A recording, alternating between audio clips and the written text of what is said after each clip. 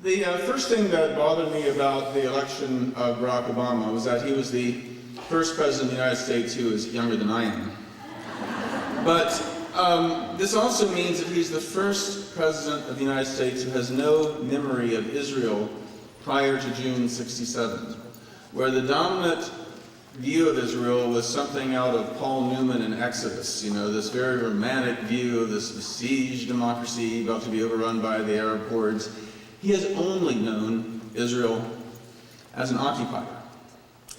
I know people who knew him at Occidental College as an undergraduate, and like a lot of politically conscious African Americans, he was into the whole third world solidarity perspective, which included that of Palestinians. He was a strong supporter of the Palestinian cause in college.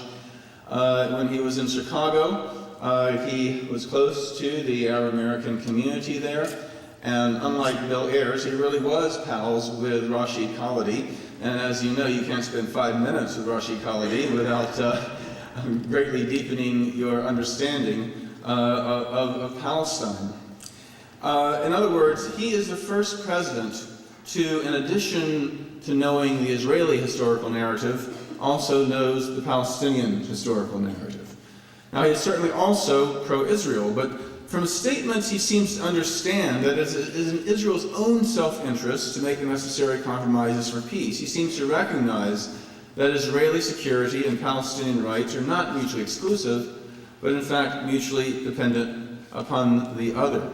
He is also the first president to explicitly say that Israeli-Palestinian peace is in the national security interest of the United States, and that requires a viable, contiguous Palestinian state.